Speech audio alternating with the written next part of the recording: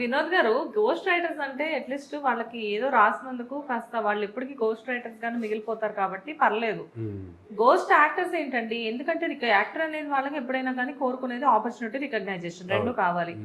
మీరు అలా వెనకాలే ఉండిపోయి వేరే వాళ్ళ మారువేషాల్లో నటించడం వల్ల మిమ్మల్ని ఎలా గుర్తుపడతారు అసలు? నాకు ఇప్పుడు వరకు అది మీరే అన్న సంగతి తెలియదు. ఇప్పుడు మీతో మాట్లాడుతూ నేను జస్ట్ అక్కడికి వెళ్ళిపోయి ఓ ఇది వినోద్ గారా అని చెప్పి, బట్ ఎలా చూసుకున్నా కానీ నాకు అక్కడ మీ ఫేస్ తెలియట్లేదు. బట్ అంటే అంత విలక్షణమైన పాత్రలు మీరు చేసినప్పుడు యూ కెన్ డూ ఎనీథింగ్ అనమాట. అదేదో వెబ్ స్టైల్ యాక్టర్ ఏదో అని చెప్పేసి అంటారు కదా. సో ఆ టైప్ లో ఏదైనా మీరు చేయగలిగినప్పుడు అసలు మీకు సరైన ఆపర్చునిటీ అన్ని చేసినప్పుడు జనరల్ గా మీ ఫేస్ ఏది అన్నది రివీల్ అయితే ఆటోమేటిక్ గా మీరంటూ ఏంటో జనాలకు తెలిసే ఛాన్స్ ఉంది. అన్ని సంవత్సరాలు కేవలం అది మాత్రమే చేయడానికి రీజన్ ఏంటి?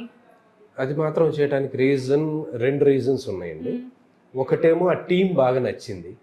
టీంలో అందరూ అంజద్ సార్ కాంబినేషన్లో ఆయన అండర్లో అందరం బాగా కలుపుగలుగా చేసేవాళ్ళం. సిఆర్ శ్రీనివాస్ గారు, కిషోర్ దాస్ అన్నయ్య, గెటప్ సీను, సన్నీ, విక్రమ్ నాయుడు గారు, ఇట్లా అందరు ఉండేవాళ్ళు. రవికాంత్ అని, రమేష్ అని, ఇట్లా చాలా మంది దీంట్లో చేసేవాళ్ళం అండి. అసలు సరదాగా ఉంటా ఉండేది. చాలా నేర్చుకున్నాను దానివల్ల. నేను ఇనిషియల్ స్టేజెస్ లో చాలా నేర్చుకున్నాను. అప్పటికి అంటే నేను యాక్టింగ్ ట్రైనింగ్ తీసుకొని ఉన్నాను, సినిమాలు కూడా చేస్తూ ఉన్నాను. కానీ సినిమాలు రోజు ఉండవు కదండి.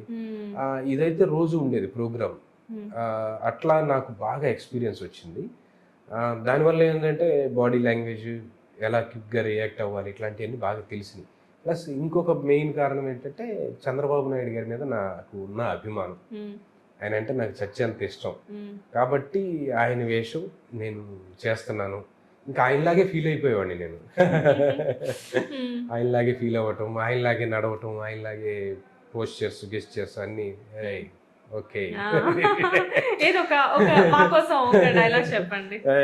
ఏమ్మా దాసు, కథలు పడద్దు, కంట్రోల్లో ఉండాలి నువ్వు. చిరంజీవి నువ్వాగమ్మా. బాగా ఫుల్ ఎంజాయ్ చేసేవాళ్ళు. డబ్బింగ్ ఎవరు మరి? డబ్బింగ్ బబీర్ రవి గారు అని, ఆయన సీనియర్ గ్రేట్ మిమిక్రీ ఆర్టిస్ట్. ఆయన చేశారు అద్భుతంగా. 150 వాయిస్లు ఇచ్చేవారు ఆయన. 150 సోనియా గాంధీ వాయిస్ కానీ లేడీస్ కూడా ఇచ్చేవాడు ఆయన.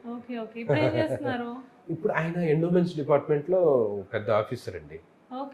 అంతకుముందు హైదరాబాద్ లోనే ఉండేది. అది తెలంగాణ డివైడ్ అయిపోయిన తర్వాత వెళ్ళిపోయారు ఆయన, విజయవాడ వెళ్ళిపోయారు. ఆయన ఆఫీసర్ గా ఉంటూ ఇలా కూడా ఇది కూడా చేస్తూ ఉండేవారు. అంటే కొంతమందికి ప్యాషన్ ఇండస్ట్రీ మీద ఇప్పటికీ కూడా అది తీరదు. సో వాళ్ళు ఎంత పెద్ద ప్రొఫెషన్ లో ఉన్నా కానీ చాలా మంది మనకు తెలిసిన ఆర్టిస్టులను చూస్తే వాళ్ళ బ్యాక్గ్రౌండ్ చెక్ చేస్తే వాళ్ళు ఎమ్మెల్యేలు అవ్వచ్చు, పెద్ద పెద్ద పొలిటీషియన్స్ అవ్వచ్చు, లేకపోతే వాళ్ళ వెనకాల చాలా పెద్ద బ్యాక్గ్రౌండ్ ఉండొచ్చు, పోలీస్ ఆఫీసర్స్ ఉన్నా పాపం వాళ్ళు కూడా వచ్చి చిన్న క్యారెక్టర్ ఇస్తే చాలు మాకు అని చెప్పేసి అడుగుతూ ఉంటారు. సినిమా అంటేనే అంతేనండి, గ్లామర్ ఇండస్ట్రీ. దీంట్లో ఎట్లా ఉంటదంటే ఒక్కసారి కానీ క్లిక్ అయితే వాళ్ళకు వచ్చే పేరు ప్రతిష్టలు కానివ్వండి, డబ్బు కానివ్వండి, పెద్ద పెద్ద కోటీశ్వరులకు కూడా ఉండదు. పెద్ద కోటీశ్వరులు అయినా కానీ మేము పలానా అని చెప్పుకుంటే గానీ ఓహో అవునా సరే సరే అక్కడ ఉండండి అంటారు. అదే వీళ్ళని చూడగానే గుర్తుపడతారు. ఇప్పుడు మమ్మల్ని కూడా అక్కడక్కడ వెళ్ళగానే గుర్తుపట్టి సార్ రండి, మీరెందుకు సార్ అక్కడ ఉన్నారు, అట్లా ఇట్లానే అంటుంటారు. ఆ గుర్తింపు కోరుకునే వాళ్ళకి ఇది మంచి ప్లాట్ఫామ్. కాకపోతే సక్సెస్ అవ్వాలి, బ్రేక్ రావాలి. బ్రేక్ వచ్చేదాకా స్ట్రగుల్స్ ఉంటాయి. కానీ మీరు వచ్చేంత కాలం అవుతుంది వినోద్ గారు ఇండస్ట్రీకి? అప్రాక్సిమేట్ గా నేను వచ్చి 19 years అయింది. 19 years అయింది. కానీ మీకు 19 years లో మీకు అబ్బా నాకు ఇది కరెక్ట్ క్యారెక్టర్, నాకు భలే క్యారెక్టర్ పడింది అని మీకు అనిపించిన మూవీ ఏంటి? ల్యాంప్. అవునా? నిజం. ల్యాంప్ సినిమా అంటే రిలీజ్ కుందని చెప్తున్నారా? లేదండి, రిలీజ్ కుందని చెప్పటం కాదు.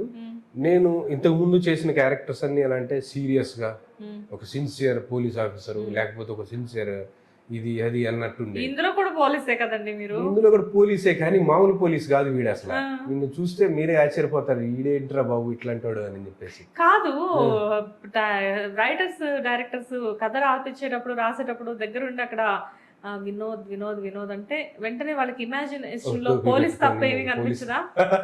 ఎందులో ఎక్కువ మీరు చేసిన క్యారెక్టర్స్ లో నేను చేసిన హీరోగా చేసిన సినిమాల్లో కూడా పోలీస్ క్యారెక్టర్లు అన్ని. అదే అంటున్నా, ఒక డ్రెస్ కొనేసుకొని పెట్టేసుకోపోయారా? వద్దండి, ఆ పని నేను చేయను అసలు. అవునా? ఈ మధ్య చేయట్లేదు కూడా, వస్తే కూడా పోలీస్ క్యారెక్టర్స్ అంటే వద్దండి అని అంటే అదే మెయిన్ క్యారెక్టర్ అయి ఉండి కీ రోల్ అనుకోండి చేస్తాను డెఫినెట్గా.